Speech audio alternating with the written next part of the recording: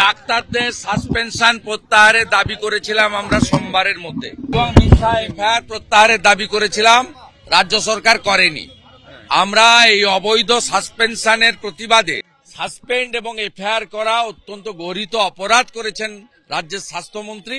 সাথে সাথে সেলাইন কাণ্ডে মূল যে অভিযুক্ত স্বাস্থ্যমন্ত্রী, স্বাস্থ্য সচিব, তার দুজনের আমরা গ্রেপ্তার দাবি করছি।